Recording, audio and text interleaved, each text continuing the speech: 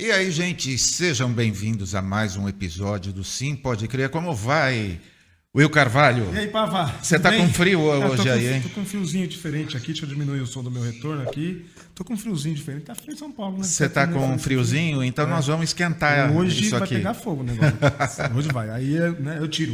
Hoje Vocês perceberem que eu tô tirando é que o fogo tá pegando. Hoje é labareda de fogo, é isso? Só canela, é fogo no diabo da cabeça aos pés. Você conhece esse corinho? Não, né? Não, esse eu não corinho conheço. é pentecostal, pastor Paulo conhece. Claro.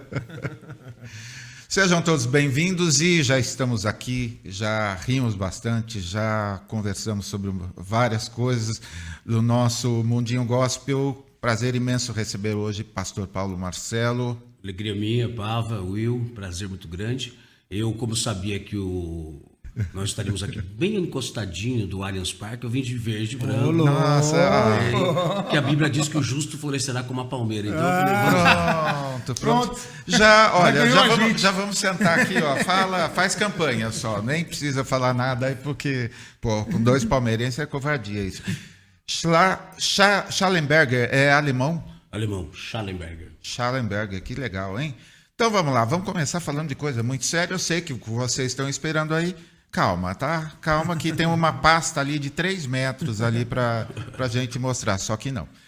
Se prepare, homem. Estou mudando o teu coração, estou mudando tua voz, estou mudando a tua imagem, estou mexendo nas cadeiras, porque Brasília também te espera. Pastor Antônio Silva, no Congresso Gideões de 2013. Uma profecia para o irmão. Em que pé que está essa profecia? Eu tenho, como aprendi nos meus mestres na fé, há profecias que são para um tempo e há profecias de Deus que são atemporais. Essa palavra profética pelo pastor Antônio Silva, ele é um dos grandes profetas que eu conheço e respeito. Ela é atemporal. Mas eu e minha esposa, as pessoas que são próximas do meu entorno, a gente já parou nessa palavra, a gente vai voltando e repetindo para ver cada detalhe. E tem alguns detalhes no vídeo, aí só está um pedacinho, mas se você pegar, ele inicia profetizando para o Marco Feliciano, depois ele vai no Abílio Santana e depois sobre a minha vida. Só que no final da palavra ele fala assim, aqui nesse altar tem 3 pessoas que vão para Brasília naquele tempo. E quem está lá atrás?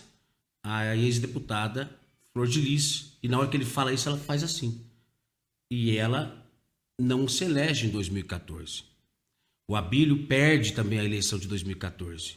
E os 3 vão se eleger em 2018, no bolsonarismo.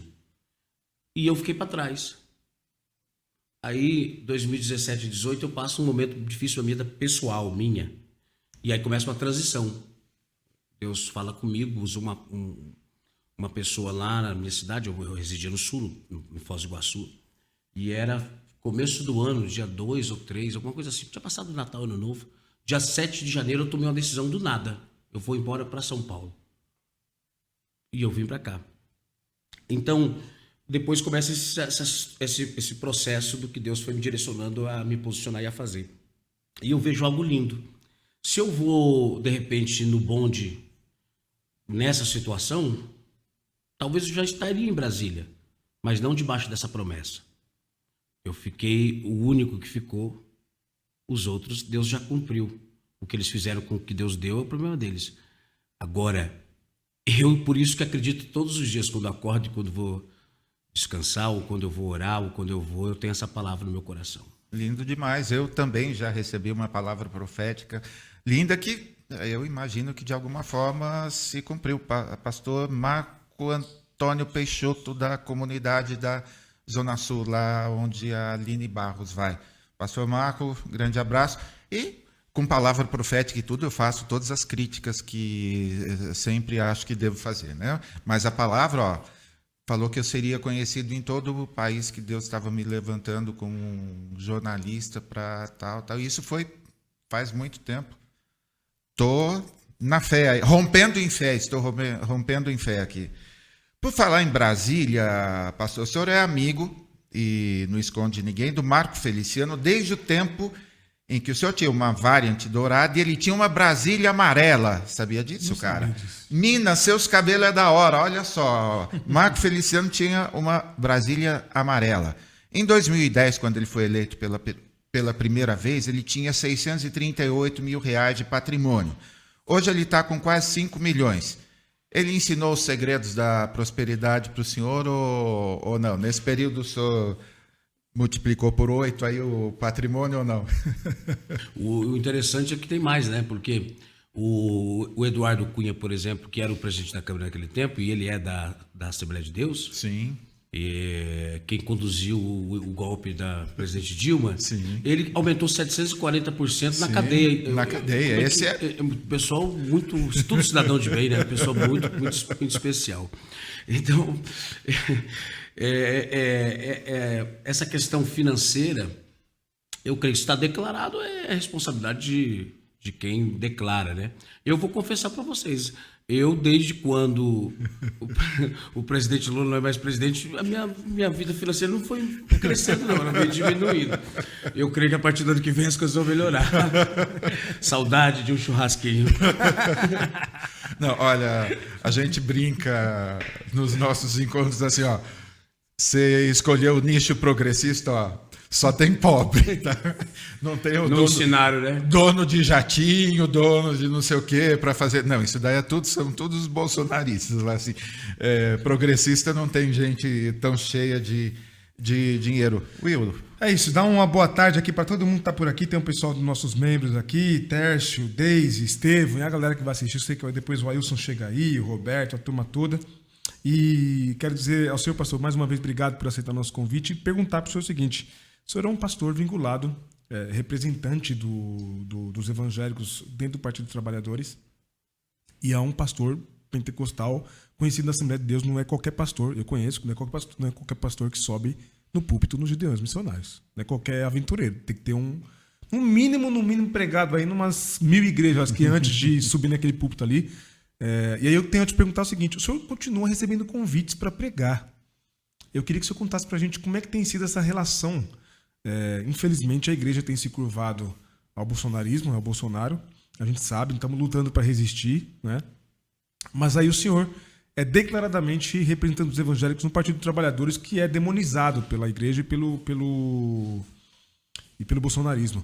Como é que tem sido essa relação do senhor? Como é que tem sido os convites para pregar? O senhor tem recebido apoio? As pessoas têm sabido diferenciar, não é porque o senhor faz parte de uma ala, o senhor é candidato, está ali atuando dentro do partido político, não é por isso que o senhor perdeu a sua missão, sua vocação, seu ministério. Como é que tem sido isso? É muito boa a sua pergunta, Will. É muito especial e eu quero que todos que estão nos assistindo e vão assistir também depois entendam uma coisa muito delicada, mas é importante falar. Tem uma mensagem que Deus me deu alguns anos atrás, que eu prego em relação a Naamã, e eu costumo dizer que igreja não tem memória. A igreja é muito pragmática, ela é hoje. Ou seja, você pode dedicar a sua vida inteira ao evangelho. Se um dia encontrar uma manchinha de uma lepra ou algo que incomode alguém, a história dentro do evangelho, do cristianismo, ninguém vai ficar. Igreja não tem memória. Mas graças a Deus que Deus tem memória. Eu confesso a vocês, eu tive muitos privilégios na vida, no ministério que Deus me confiou. Pregar nos Gideões Missionários por 14 anos consecutivos. 14 anos. 14 anos consecutivos. O pastor Cisino, que é o fundador, sim, ele faleceu em 2016. O congresso termina na segunda-feira sempre. E eu preguei na segunda-feira no encerramento. A última mensagem que o pastor Cisino assistiu de um pregador nos Gideões em vida foi a que Deus me deu. E naquele dia eu não sabia, mas eu estava pregando uma mensagem de despedida. Minha e ao mesmo tempo sem saber a dele. Depois daquele momento, eu não voltei mais lá, porque eu tinha uma relação muito pessoal com o pastor Cisino. Lá a gente costumava dizer que tinha 2 gerações de pregadores, os pregadores do pastor Cisino e os pregadores do filho dele. Então, nós éramos os pregadores do filho dele, do pastor Cisino. Tanto é que ele me chamava de Paulinho, ô Paulinho. Eu era o Paulinho. Por 2 anos ou 3, ele ia passar as férias dele de janeiro, ele ia lá em Foz do Iguaçu, eu que ficava cuidando dele 10 ou 15 dias. Então nós tínhamos um relacionamento de pai e filho, filho e pai. Então eu não voltei mais lá. Posteriormente a isso, tive a oportunidade de pregar, por exemplo, nos 100 anos da Assembleia de Deus, aqui no Brasil, em 2011, no estádio do Mangueirão, lá em Belém do Pará. Foram escolhidos 2 pregadores que vieram da Suécia, um americano e 2 do Brasil. Um deles, um pastor lá do Rio de Janeiro, que usava um bigode, não sei o nome dele direito. E o outro, o outro fui eu, nós pregamos no mesmo dia. Isso tudo sendo recebidos pela família Câmara ainda, né? Mas o pastor Samuel Câmara é uma pessoa maravilhosa, uma história que eu tenho na minha vida com eles, com todos os câmeras. É uma pessoa que eu tenho um carinho muito especial, um grande líder. Que bom. E aí, em 2011, eu prego os 100 anos da Assembleia de Deus. Ou seja, eu vi tudo isso. Não há nenhuma igreja que você possa imaginar das catedrais do Brasil, porque eu um dia já não estive lá e preguei. O Brasil tem 5.570 municípios, eu tenho 25 anos de história como pregador. Eu já viajei mais de 1.200 cidades desse país, de região ribeirinhas do Amazonas, ao extremo do Acre, ao Nordeste querido, ou do Oiapoque, até o Chuí, ao Oiapoque lá em cima, nosso querido Amapá, se pousa em Macapá, anda mais 700 quilômetros para chegar lá na divisa com a Venezuela. Então, eu viajei muito esse país. Então, eu já... Deixa a Venezuela para daqui a pouco. Isso. Eu viajei... Está dando muito lucro para o agronegócio agora a Venezuela. Né? Tá, Eles esquecem de falar isso, né? Esqueceram. Então, presta atenção. Aí, eu já vi tudo isso. Então, nada mais... Eu não tenho assim, tipo assim... Não me deslumbro com absolutamente nada. Com meu posicionamento político, eu estou conhecendo uma outra igreja, um outro evangelho. Eu vou pregar, esses dias eu fui pregar, meu pessoal falou, pastor, você vai pregar, por isso que eu preciso de assessoria. Foi na Zona Sul de São Paulo, eu esqueci exatamente nossa querida região da cidade de São Paulo. Mas eu fui descendo, aí o carro só podia entrar até o fim, depois você tem que sair só de ré. Aí o pastor, vamos indo, pastor. Eu fui descendo. Daqui a pouco, não, agora eu quero aqui em cima. Daí você sobe, fui lá em cima, era uma laje. Né? E lá tinha 40, 50 crentes, os irmãos em Cristo Jesus, com alegria de me receber. Então, eu estou começando de um estádio com 100 mil pessoas para conhecer esse amor dentro de uma comunidade. Então, quer dizer, eu estou vendo um outro evangelho. E eu vou confessar uma coisa, eu estou vivendo a melhor fase da minha vida. Sabe por quê, Pava? Eu consigo hoje ser eu. Eu não preciso ser um produto do que a instituição religiosa Porque eu tenho muitos amigos meus, caras grandes, que me ligam. Cara, como eu queria estar fazendo o que você está fazendo. Mas como é que eu faço? Aqui o cara o maior empresário aqui da minha igreja, o cara é verde e amarelo, é louco. Então, muita gente gostaria. E eles são o quê? Reféns desse monopólio. Então, eu estou muito feliz. Outro dia eu vou numa igreja que eu nem sei quem vai estar lá me recebendo. Mas uma coisa eu sei, se a pessoa já está me convidando, é porque eu já formei a opinião e ela já está lá para me receber com amor e carinho. Então, isso não tem preço, é maravilhoso. Oh, lindo. Eu me lembro de vários amigos. Nossa, adoraria ser como você, livre para tuitar qualquer coisa. Olha, não é bem assim não, tá? Mas é uma delícia poder dormir em paz com a consciência, assim. E infelizmente tem muita gente com não só o rabo preso, mas vocês entenderam. Pastor, considerando conversão como mudança de rumo, quando e por que o senhor se converteu ao petismo? Se é que o senhor se converteu ao petismo ou ao lulismo? Eu nunca me converti ao petismo. E nem ao PT eu sou filiado, é bom deixar bem claro. Opa, isso é importante, olha aí. Bem legal. É que as pessoas não falam. Eu não sou filiado ao PT. Seu número, inclusive, de campanha não é do PT. Eu sou filiado ao Solidariedade. Sim. Eu não sou filiado ao PT. Mas eu considero-me um eleitor do presidente Lula. E é isso que é muito importante as pessoas entenderem. Você não precisa ser de esquerda ou ser petista para votar no presidente Lula. Você precisa só fazer uma escolha. Ou eu quero voltar para o passado, para um extremismo e continuar essa loucura que está esse país, ou eu quero alguém que tenha o único político, o único estadista que tem capacidade. Ele não é o melhor, não é perfeito, tem seus defeitos, mas é o único que tem capital político para pacificar o país, para conseguir tirar esse, pode usar, maldito orçamento secreto. Sim. Ou seja, ele é o único que tem essa capacidade. E aí que é importante, as pessoas ficam com esse negócio, Que eu vou te falar uma coisa pra você também. Tem uns progressistas que são chatos. Sim, tem. Tem, em todas as áreas. Então, assim, há o PT é como se fosse um polvo com muitos braços. Aí tem o braço dos guerrilheiros, petrolífero, metalúrgico, tem o braço dos intelectuais total, e tem um braço bem pequenininho, assim, que quase não nasceu, que é o braço dos evangélicos. É importante, tem uma representação, tem uma grande mulher de Deus lá, que é a irmã Benedita. Sim. Inclusive o número dela é 1377 e o meu é 7713, entendeu? Como é que é coisa de Deus?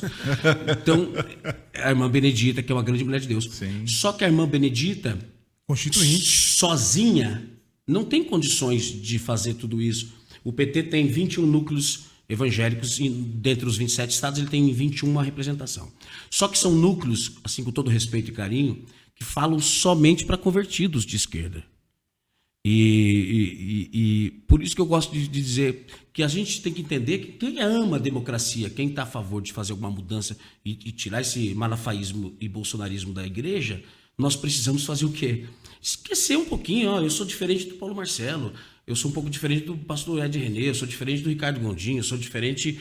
Não importa. Eu sou diferente do Ariovaldo, não importa. Nós precisamos juntar todas essas forças. Eu falo para um tipo de pessoa, o outro fala para outro tipo de pessoa, vocês falam para uma...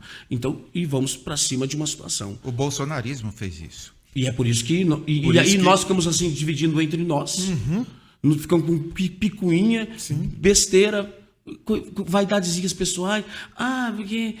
Irmão, eu não tenho paciência. Eu vejo nas redes sociais, tem gente lá, um progressista brigando com o outro, um com 115 seguidores e o outro com 80, e os dois lá brigando, enquanto os bolsonaristas estão lá com 30 mil fazendo a festa, um super diferente desse aqui. Aliás, eu participei de um evento recentemente com influenciadores, e influenciadores da Anitta, de novo a Anitta aqui presente, não sou petista e voto no Lula. Foi esse o tema de um evento de 24 horas com influenciadores fazendo... Eu achei assim, uma sacada super legal. É o que a gente precisa... Vamos ser um pouquinho unidos, só vamos pensar no que nos une, não no... O ano que vem a gente volta a discutir batismo, sei lá... O governador Alckmin, por exemplo, não sei se vocês estiveram, quando na pré-campanha, que ele teve Covid, ele discursou pelo telão. Sim, vocês estavam lá, não? Nós estávamos lá, mas eu vi... Nós estávamos pessoalmente, eu, minha esposa e minha equipe. Foi um momento muito lindo. Porque havia uma resistência. Sim. O mais tucano dos tucanos é o Alckmin. Porque o Alckmin é um conservador. Sim. O Fernando Henrique é um social-democrata. Ele era um tucano meio disfarçado. Acabado de voltar do exílio. Entendeu? Agora, o governador Alckmin é um tucano. Católico. Você tá entendendo? Não? Então, sempre... Eu fiquei imaginando, há uma resistência. Tanto é verdade que a primeira vez que os dois aparecem em público, o presidente Lula e o governador Alckmin, eu também estive, foi aqui na Liberdade, aqui na Casa de Portugal.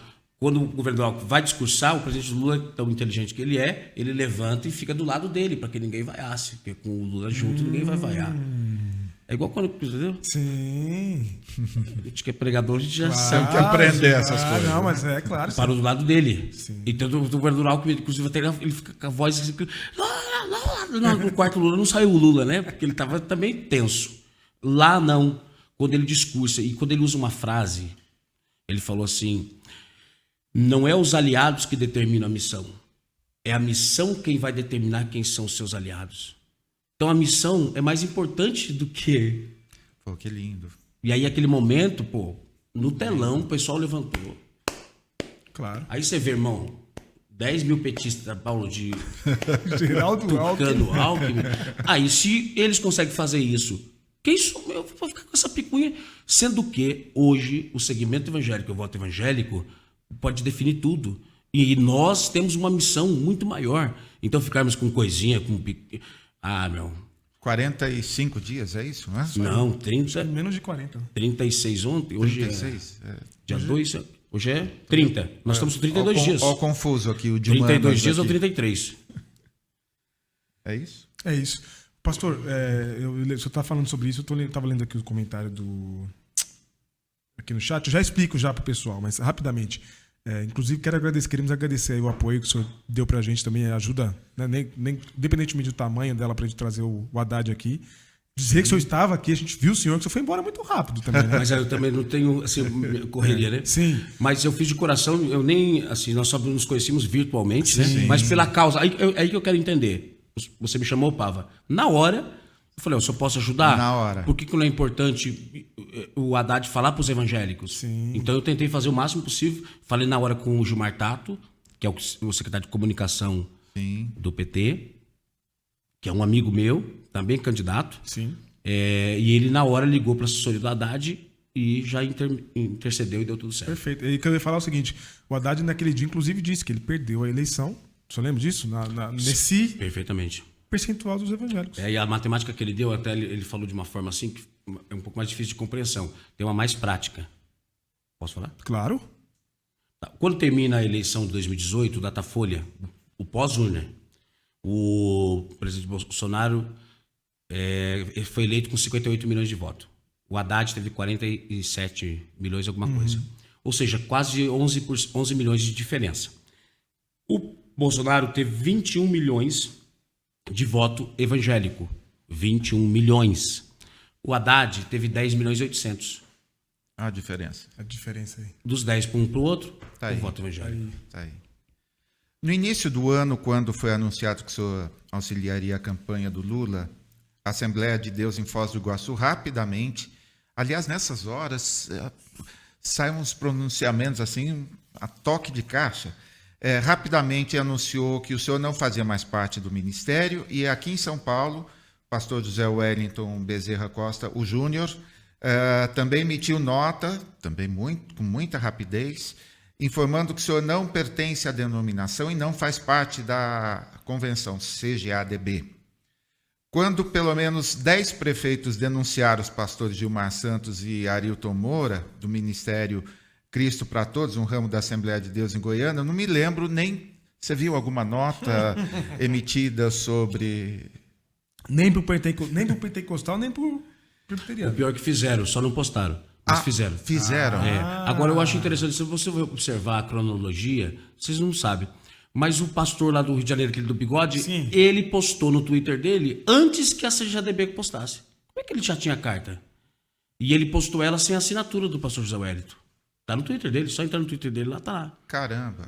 Tá lá minha carta, meu nome, mas sem assinatura.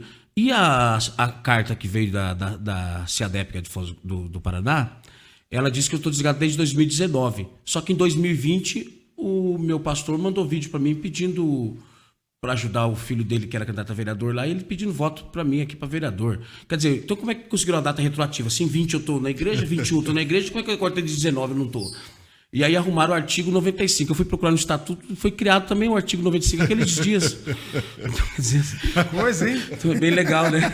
Bem interessante. Olha, Coisa, hein? a gente vê sinais e prodígios. E o artigo 95 é defendendo pautas ideológicas contrárias à nossa fé. Eu não sei, algum dia. Agora, eu defendo pautas ideológicas contrárias à fé da Assembleia de Deus. Mas a Assembleia de Deus permite o Bolsonaro, que não é evangélico, tomar Santa Ceia. Então, quer dizer assim, eu acho que esse artigo 95 tem que dar uma mudadinha, né? Pastor, o Tércio está dizendo uma coisa aqui interessante, que usam muito contra os senhores bolsonaristas. O senhor foi preso. E aí? Eu não fui preso. Opa, importante dizer isso. Posso ler a história aqui daí? Claro. A primeira resposta do pastor Malafaia foi que o senhor deve ter cheirado cocaína estragada e que já foi preso. Aí a gente foi pesquisar. Em 7 de julho de 2014 foi registrado na 6ª Delegacia de Foz do Iguaçu um boletim de ocorrência informando que o senhor ameaçou um credor que foi cobrar uma dívida de carro. Com um mandado de busca, localizaram em sua residência uma pistola da marca Taurus, calibre 380, com 2 carregadores e 45 cartuchos intactos. Também foi localizado uma bucha com substância análoga à cocaína. Na hora do indiciamento, fala aqui que o senhor foi indiciado pelo crime de posse irregular, pagou fiança e responderia pelo delito em liberdade. Esclarece isso porque também foi de um jornal local que eu consegui esse relato aqui. É interessante porque é o seguinte, primeiro foi uma coisa assertiva, fui até lá para esclarecer o fato. No outro dia, eu tinha uma agenda em Portugal. Se você entrar no meu Instagram, minhas redes sociais, foi dia, acho que a data está errada, acho que foi dia 7, não foi? Não, 14. E aí, aqui tá 7. mas não foi, eu Beleza. não me recordo, mas não importa. Acontece o fato num dia, só que a agenda, não é que eu arrumei a agenda no outro dia, estava marcada já tinha 6 meses. E no outro dia eu fui para Portugal pregar o evangelho. Normalmente. Essa pistola, por exemplo, que estava na minha casa, era do meu segurança, no nome dele, ex-policial militar, trabalhava comigo há 7 anos. Ele tinha sido expulso da polícia militar e se converteu, aceitou Jesus ouvindo uma mensagem minha, o nome dele era Moran, trabalhou comigo com carteira assinada durante 7 anos. Ele estava quase indo para uma clínica psiquiátrica e Deus restaurou a vida dele, eu trouxe ele dirigia para mim, cuidava da minha segurança e andava comigo.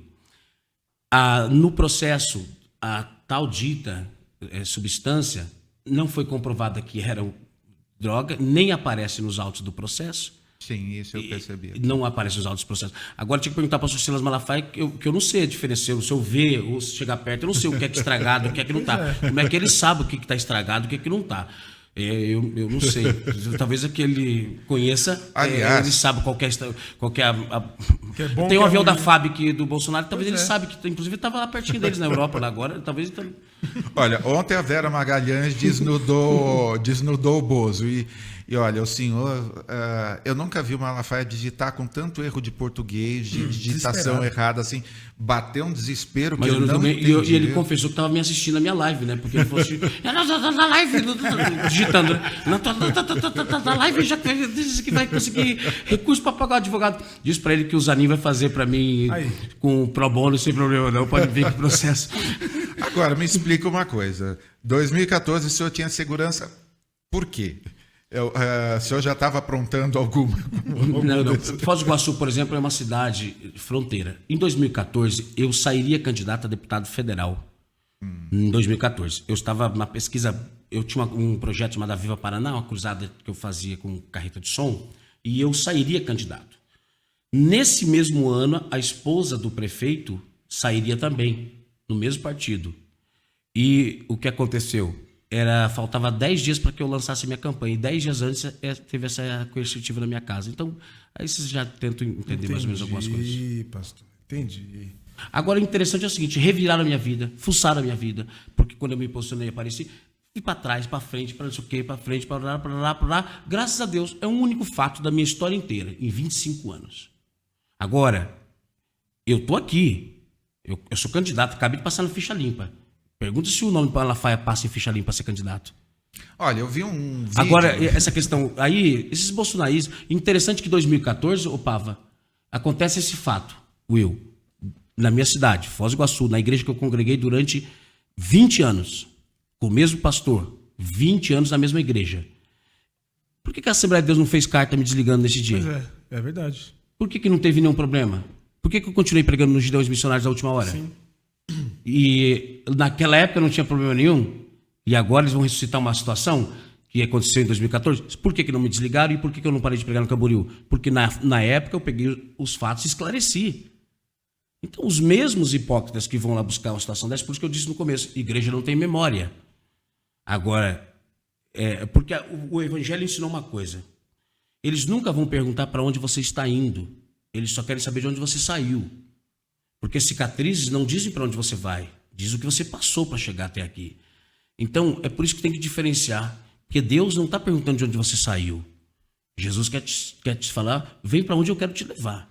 Essa é a diferença do evangelho verdadeiro e dessas hipocrisias. Não vou esquecer essa frase Caraca, aí da igreja que não tem memória.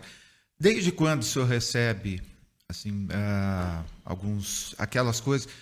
Bom, primeiro, deixa eu contar uma história. A maioria das coisas que eu ouvi sobre o pastor Silas Malafaia, a maioria não, para não dizer quase todas, eu sempre ouvi dentro da Assembleia de Deus. Nunca foi fora. Sempre foram pessoas. Então, eu sempre reputei a liderança dele como bem fraca dentro, se não tivesse caído a igreja do sogro no colo, porque ele, com dificuldades, me lembro de vídeos dele lá que os livros dele não iam para a CPAD e tal, e todas as histórias da comissária da TAM, tinha histórias assim que ficaram clássicas, todas elas eu ouvi de pastores assembleianos. Então, de alguma forma, ele sempre também, pela projeção, sempre foi avisado. Desde quando que o senhor começou a receber aquelas coisas que as pessoas viam e falavam, eu preciso mandar para alguém isso. Mandar para as convenções, ele não é nem da convenção, enfim. E começaram a mandar para o senhor. Desde quando? Me mando desde o ano passado, porque essa não é a primeira vez que o Malafaia vem no Twitter contra mim, né? Ele só não tem coragem de marcar o meu nome. Daí eu sempre vou lá e marco. Sou eu, tá? Que tá falando. Entendeu? Então, o que acontece? Tem muito tempo que me mandam coisas. Mas a minha questão, eu não... Se eu entrar nesse jogo do mesmo que eles fazendo do lado de cá, eu acho que daí a gente vai se equiparar. Eu acho que não é a visão, porque nós estamos tentando tirar a igreja dessa loucura. Perfeito.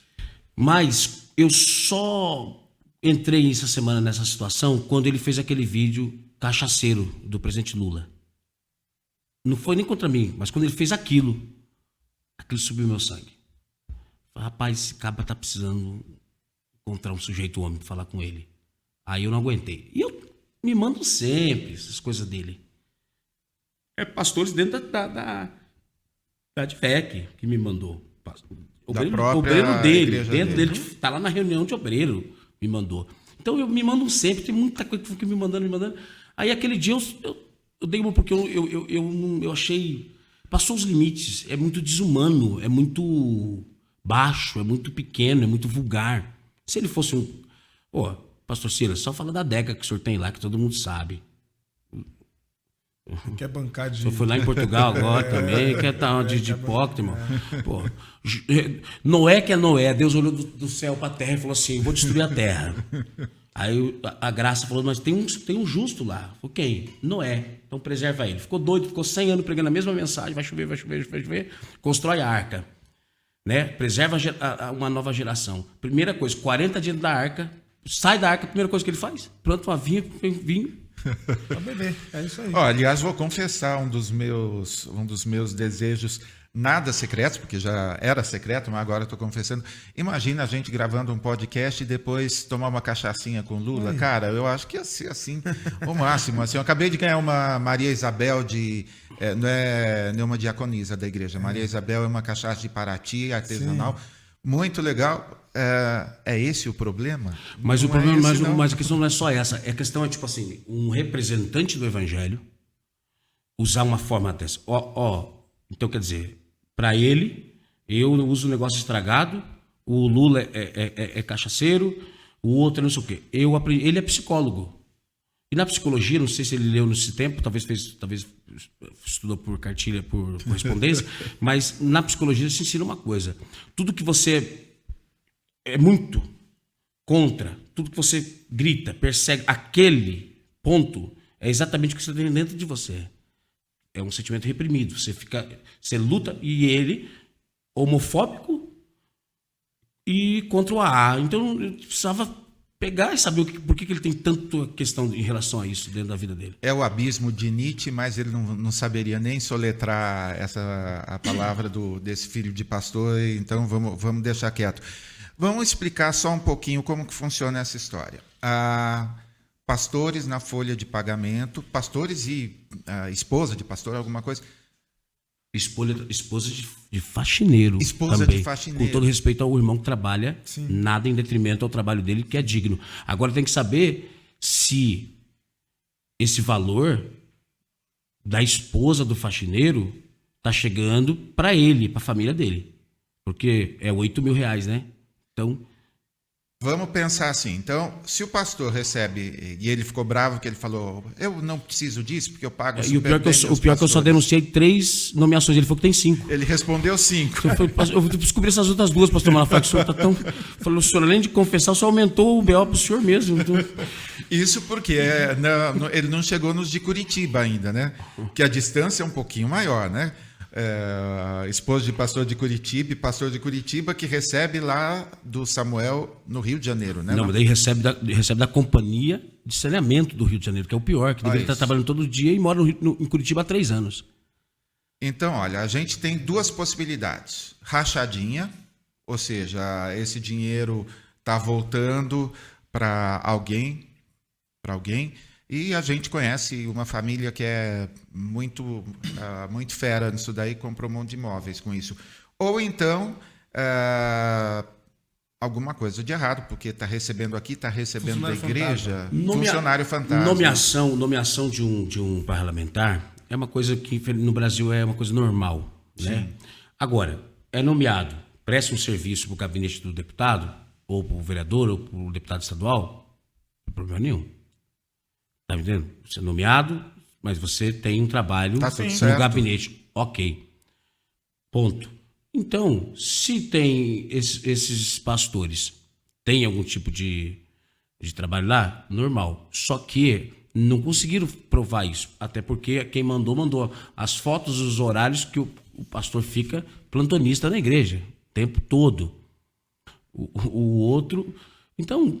Quer dizer, agora tem que descobrir esses outros 2 que o Malafaia falou que tem, que a gente não sabe quem que é. Pastor, mas, por exemplo, se alguém tivesse, para alguém que vai cair aqui e ouvir essa história a primeira vez, e se fizesse para nós um passo a passo, como aconteceu tudo? Você recebeu um e-mail, como é que foi isso? Se alguém quiser entrar no meu Twitter, tá lá, eu postei ontem todos os documentos, tá tudo lá.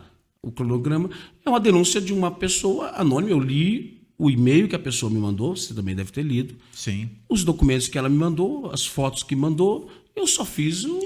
Ela só pediu assim, ele só pediu assim, espero que o senhor tenha coragem. Eu falei, então me manda, comigo mesmo. Só isso. Então, quer dizer, eu só soltei a fagulha. Agora, quem tem que responder, o Ministério Público quiser observar e faz, ou se alguém quiser denunciar, eu fiz isso. Agora, eu vou lhe falar uma coisa pro senhor. O Will e Pava e os meus amigos que estão nos assistindo. Para incomodá-lo em Portugal e ele digitar daquele jeito, eu não sei, mas porque quando você tem que responder uma coisa, por exemplo, fico um dia inteiro postando esse negócio de 2014 da minha vida. Eu não respondo ninguém. Para quê? É uma coisa que já não tenho que responder nada. Eu para ser candidato, você tem que passar no ficha limpa. Sim. Eu fui candidato em 20, você foi candidato agora em 22. Então não tem que ficar respondendo. Agora, quando tem que digitar, como o senhor falou, nunca teve tanto erro de português. Imediatamente, não, e outra porque coisa, sentiu, né? E ainda dizendo que deputados gays deve ter um monte de gay no gabinete, então... O que uma coisa tem a ver com a outra? Então, é para mostrar o tamanho desse senhor, né? Que ele está vinculando a sexualidade das pessoas a crime. Isso caberia, inclusive, que é um exercício muito grande, mas meio que é um crime de homofobia, sabe? Disfarçado, porque ele tá vinculando... O que uma coisa tem a ver com a outra. Exatamente. Não tem nada a ver uma coisa com a outra. Aliás, olha, a gente vai falar numa outra entrevista, mas está aqui, ó, processo criminal do Ministério Público do Rio de Janeiro contra o pastor SM por crime de transfobia. Isso aí. Dia 28 de julho de 2020, e já está marcado audiência 12 de setembro. Dia 12 de setembro. Isso aí. Reverenda Alexia Salvador, mulheres da EIG e ICM, a Igreja Cristã Metropolitana, se eu não me engano. É importante mais dizer, um para ele gastar um troquinho aí. Aí vem com aquela conversinha de cristofobia. Meus irmãos, não caiam nessa ladainha. É ladainha. Nós não sofremos cristofobia no Brasil. Aí o pastor Paulo está dizendo aqui que viaja o Brasil inteiro e prega o evangelho. Ninguém nunca parou. Onde você vai? A pregar o evangelho aqui não. Ninguém nunca. Porque inclusive nós somos protegidos pela Constituição de 88, que a turma do Malafaia e uma turma verde-oliva odeia. Que a gente sabe que eles estão reagindo a esse ódio à Constituição. Mas é liberdade religiosa, direito humano. Tá? Então não tem cristofobia no Brasil. Vai usar esse negócio de que tá me perseguindo porque eu não posso mais pregar contra a homossexualidade, não sei o quê. Não é bem assim não, viu, pastor? Só não está pregando contra a homossexualidade, não. Só está sendo preconceituoso e criminoso, portanto. E só para lembrar, o Leão, Gilberto Barros, foi condenado Vai pegar semanas atrás. puxar uma cadeia aí por causa de homofobia. Então, é bom as pessoas começarem a pensar, repensar o seu comportamento. Não tem ninguém sendo impedido de pregar o evangelho. O pastor Paulo está dizendo aqui que já hoje mesmo vai sair daqui e vai pregar numa igreja. Então não tem ninguém sendo impedido de pregar o evangelho. Não vem com essa conversa de que tem cristofobia no Brasil, que isso é mentira. Estou lembrando do mau humor do Bolsonaro ontem no debate. O que o senhor achou do debate ontem? Interessante. Interessante que você olha para o semblante do Bolsonaro, do presidente. Não, é assim. Eu trabalho com seres humanos, ser humano desde sempre, porque você sendo pastor, você tem que aprender a ler pessoas. Uma coisa que eu sei fazer é ler pessoas. E também sei mexer com a... Então, você vê que ele fica desconcertado quando ele não está naquele ambiente de bajuladores ideológicos loucos. O cercadinho. Então, a alegria dele seria levar o debate para o cercadinho, mas quando sai do cercadinho, a coisa fica mais pesada. Então, ele tentou disfarçar uma imagem que não é ele, até o momento. Quando a Vera, aí ele mostrou quem ele é. Então, ele é aquilo. Ele é exatamente aquilo.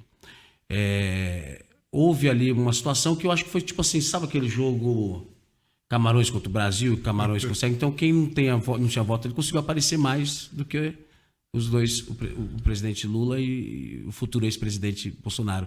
Então, e os outros quatro apareceram um pouquinho. O outro lá é o milionário lá, o doido, nem... uma Ricardo Almeida com um colarinho que estava desse tamanho, quase da orelha dele até embaixo. Falou que é cidadão como nós, pastor. Eu queria ter 24 milhões igual ele, cidadão como nós. E que não piscou, Cidadãos como nós, eu nem almocei ainda, pô. E que não piscou, né? Hoje eu postei um vídeo lá, 30 segundos e ele não piscando. Vai saber, né? Em compensação, a Soraya piscava 7 segundos. Vamos lá. Aí você está dizendo que o Malafaia defendeu a ofensa à Vera Magalhães. Defendeu num tweet hoje, falando que é isso mesmo, que ela é essa pessoa... Minha assessoria nem falado isso aí, que eu tenho que bater nisso aí também. Essa pessoa é isso mesmo, que como jornalista... Nossa, enfim, ele não suporta mulheres. Um tweet eu vi de uma jornalista que estava na sala, que eles fizeram uma sala ao lado, né, para os jornalistas, assessores e tal. Ela listou um por um dos nomes de alguns ex-participantes do governo que participam de tudo isso, e o quanto eles estavam incomodando as mulheres assim e gargalhando, fazendo piadas misóginas, etc. Ou seja, nem no cercadinho eles conseguem se controlar, né? Todos aqueles nomes que você sabe. Pastor, o PT iniciou campanha com lacunas importantes, por exemplo, como estamos dizendo aqui, nas redes sociais. Membro da Lagoinha, o deputado André Janones deu uma boa turbinada, eu considero que está fazendo um bom trabalho. Me parece que o último desafio a ser vencido é em relação aos evangélicos como um todo. Em sua opinião, qual caminho deveria ser seguido? O senhor já citou um pouquinho antes da gente começar a gravar, mas vamos falar disso.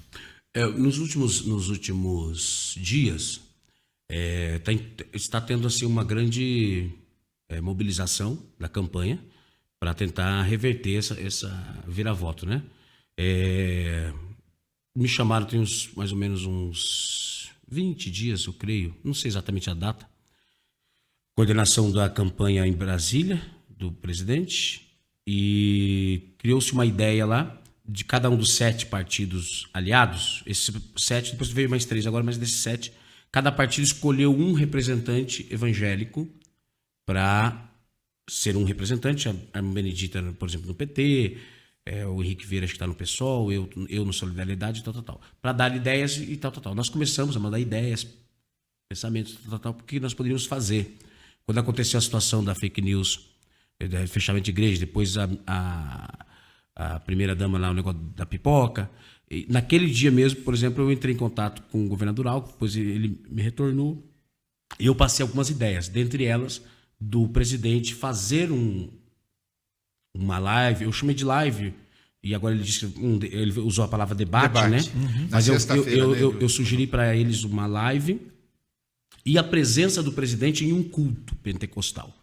Não precisa ser numa igreja, mas nós fazermos um grande evento e mostrar O presidente tem gente orando por ele, tem pastores evangélicos, crentes, povo do meu povo do Reteté, o povo de vocês quietinho, lá bonitinho, tudo certinho. Não, eu sou bem pentecostal, justo. Ele é pastor. pentecostal. É aqui. Bem da USP, bonitinho.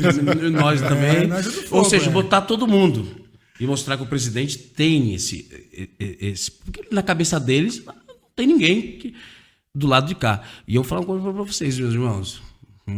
Vem pro lado da luz, vocês vão ver que o negócio tá melhor aqui. E essas duas ideias que eu dei.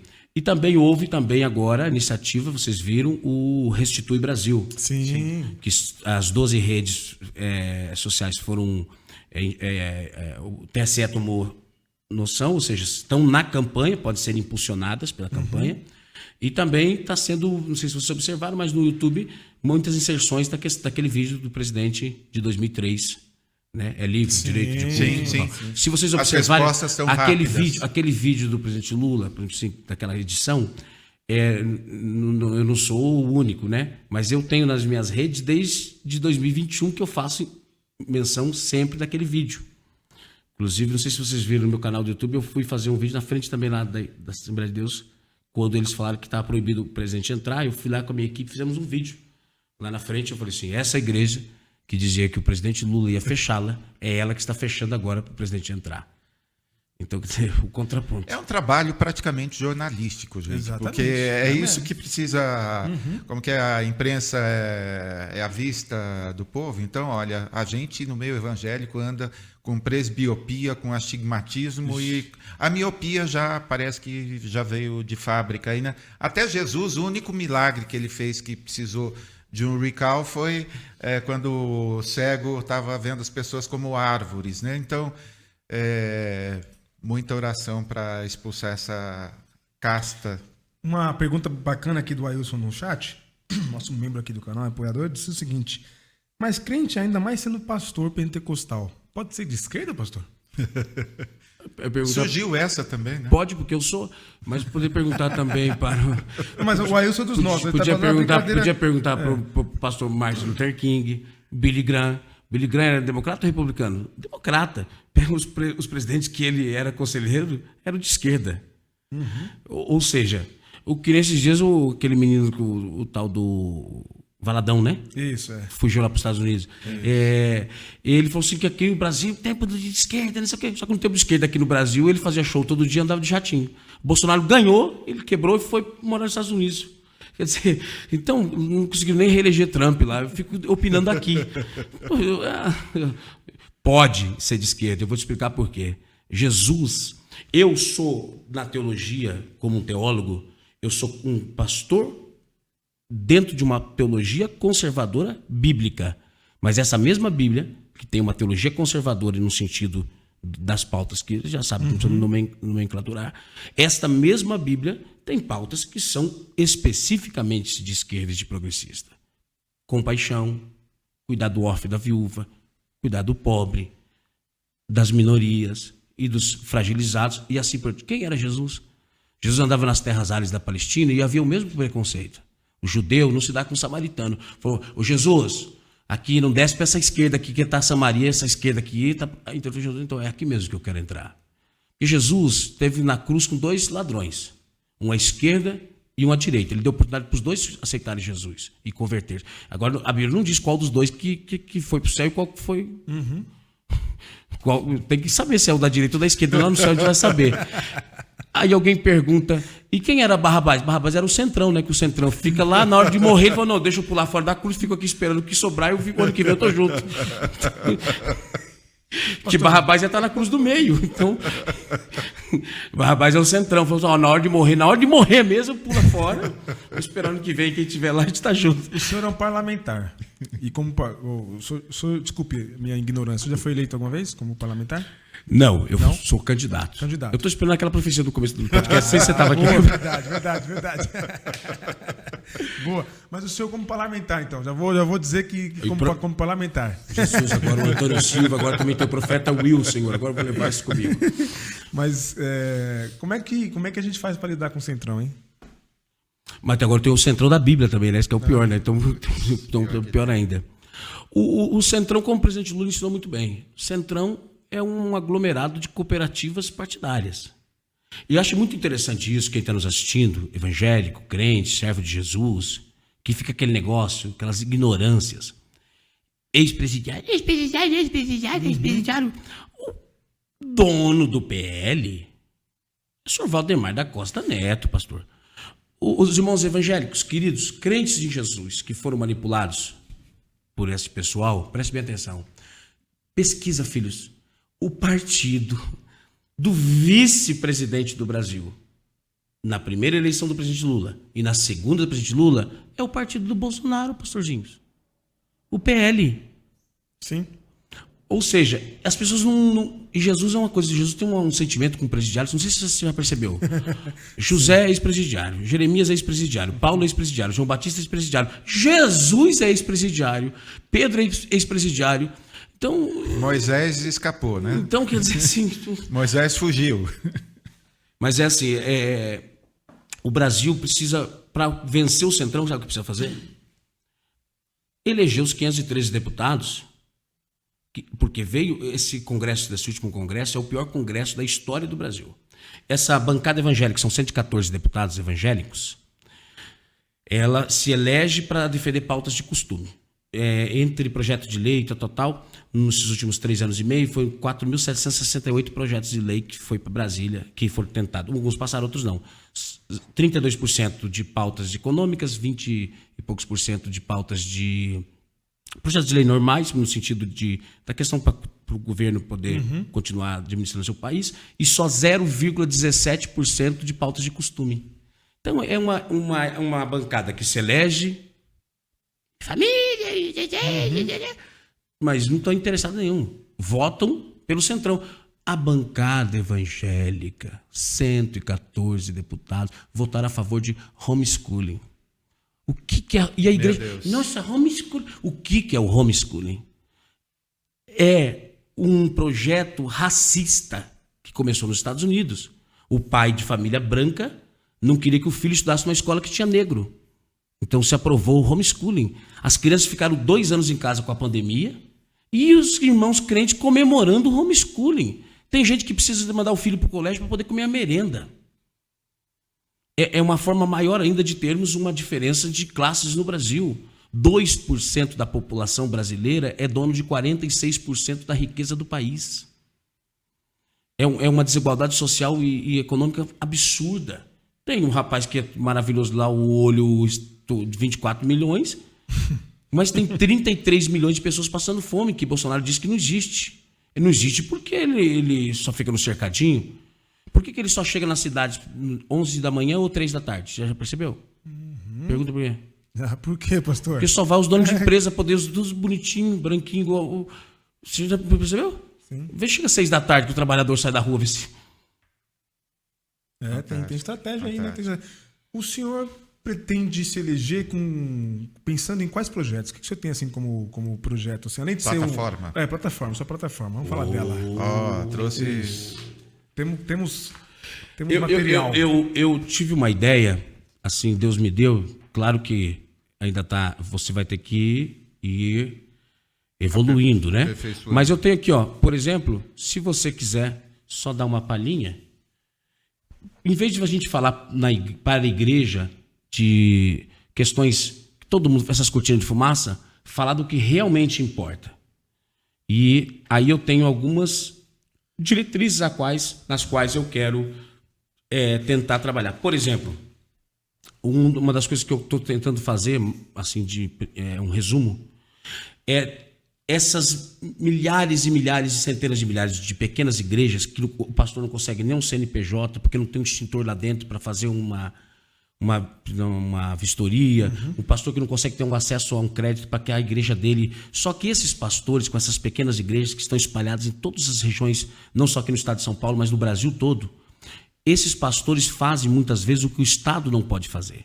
Ele está lá dentro de uma comunidade, dentro de uma favela, sim, e ele recebe lá 2 da manhã uma mulher espancada, ele vai atender, vai restaurar essa família, vai restaurar esse casal, dependentes químicos, a mãe que o filho acabou de ser assassinado ou que está preso. Então, eles fazem com que, dentro dessas comunidades, muito trabalho restaurar a dependência química. e assim por diante, que o Estado não pode fazer. Só que eles não estão em cima de uma grande convenção e nem dos chamados caciques. Então, eles não têm investimento que só viria deles, porque eles têm. Né? Foi perdoado agora há pouco 1 bilhão e 300 milhões de impostos. Então, eles têm. Agora, por que essas igrejas não têm? Então, é isso que eu estou tentando nesse projeto. Por exemplo, aqui, ó. Eu posso fazer um merchanzinho aqui? Claro. Ó, por exemplo, acesso ao crédito para entidades religiosas, pequenas entidades religiosas. Para que ele possa ter um acesso ao crédito, para que ele possa colocar esse extintor de som, para colocar uma caixinha de som lá na sua igreja, ou seja, fazer com que essas igrejas tenham acesso a crédito que só as catedrais têm. Por exemplo, apoio ao fomento de criação e geração de produtos para atender especificamente o mercado gospel, como, por exemplo, roupas, acessórios, ambientes, locais que forneçam produtos e serviços ao público. Um exemplo, você tem uma pequena igreja, uma congregação, fazer com que haja investimento público para você pegar as irmãs lá que estão desempregadas e colocar elas numa costura, por exemplo. Fazer uma cooperativa, né? Cooperativa. O rapaz lá da igreja tem mexe com uma pintura, alguma coisa assim. E fazer com que esses pequenos profissionais que estão dentro dessas pequenas igrejas que são integrados, com um pastor, ele apresentar projetos e a gente possa conseguir investimento público para que a gente tenha nisso gerar emprego para eles e condições de melhorar a sua vida. Isso é um exemplo. Por exemplo, o grande empresário, ele pega e dilui do seu imposto de renda 6% e ele doa. Médico da Cruz Vermelha, nada contra. Criança Esperança. Mas as igrejas evangélicas pequenas não conseguem leis e nem projetos. E elas têm direito a isso. Sim. Ou seja, ele tem na sua congregação um trabalho social, na sua comunidade um trabalho social, fazer com que, através de projeto de lei que eu quero fazer, dar a esta igreja condições de buscar esse empresário, buscar esse irmão, falou assim, já que você está abençoando uma outra instituição, investe nesse projeto social que eu estou fazendo aqui na minha comunidade. Quero montar uma escola de música para os jovens, eu quero... Entendeu? Então, ideias mais, de fato, importantes na realidade da população das igrejas, principalmente essas igrejas de comunidade. E aí tem muitos outros. Esse aqui é um lançamento que eu vou fazer daqui uns dias. Eu vou depois deixar uma cópia para vocês. Sim. Mas aí nós vamos lançar, dia 5 de setembro é meu aniversário. Aleluia! E nós vamos fazer um lançamento digital desse projeto. Né? Estamos levando lá os pastores que eu tenho já que estão nos ajudando, nos apoiando. E aí nós vamos fazer uma apresentação real, mas eu trouxe aqui em primeira mão. Só para um legal, projeto de montagem. Sua camiseta já está lá. Tá lá. Não é extra large. O que eu quero dizer assim que não é mais aquele negocinho de cortina de fumaça, sabe? Não. Aborto, casamento de não sei quem, não sei o que, não sei o que. Não, é interessante que está falando da capilaridade. Quando fala de evangélicos, alguma coisa, são os caciques e as catedrais. Né? Ninguém chega com nenhum projeto para quem está lá na ponta fazendo diferença. E nessa ponta onde a gente não vê o mesmo preconceito que vê lá dos caciques. Né? Pois é. Esse povo, infelizmente, o que acontece? Eles foram muito manipulados em 2018. Só que foi passando o tempo, eles falaram, rapaz, mas hoje a igreja sabe o nome dos 11 ministros do STF e não sabe o nome dos 12 apóstolos. Então, essa pequena igreja, esse povo simples que está sofrendo, e até gente que está em igrejas grandes também, foram, infelizmente, só manipulados. Então, tem que separar o evangélico, o simples irmão crente, do manipulador, do agressivo e das pessoas que têm interesses escusos, diferentes. Então, estas pequenas igrejas, esse povo simples que eu tenho andado, visitado tanto, eles chegam numa hora, meu irmão, eles vão tentar colocar comida na mesa pro filho. Ele fala, o que eu tenho a ver com a briga daquele bombadão lá, que ele fica falando contra comunismo, o que ele tem de hormônio, de anabolizante que veio da China dentro do corpo dele, que ele nem imagina. Então, o que eu tenho que ficar brigando com esse... O que isso tem a ver com a minha vida? Né, aquele Silveira. O que tem a ver com essa briga agora disso? Então, a pessoa vai cair na sua realidade da vida. Então, o meu projeto, Pava e Will e meus irmãos, é falar com o que realmente importa para as pessoas. Pastor, algo me ocorre, a gente está caminhando para o final. é maior do que ideologia. A gente está lidando com gente ligada a milícias, Verdade. ao crime. Nós temos vários crimes que não foram esclarecidos. Nós temos pessoas envolvidas e algumas das pessoas com as quais o senhor está revelando algumas coisas, essas pessoas são aliadas dessa outra ala. O senhor já tem enfrentado algum tipo de perseguição, algum tipo de recado, alguma coisa? Olha, Aí, só essa o senhor suspirada... o senhor perguntou se em 2014 por que eu andava com segurança, né? Então... Agora você já viu aqui como é que eu tô agora, né? Agora eu tô com 5 aqui. Olha, foi aumentando 1 por ano. O cara que chegou aqui, eu falei, já entendi. Entendemos o recado. E ele vem antes, né? Vem antes. Já vai lá dar uma conferida no teu tocaia. A lei de Deus nos guardar, né? Mas eu tenho tomado eu estava contando para vocês aqui, eu não vou na esquina sem ter... Não é por nada, mas eu estou sempre com todo mundo.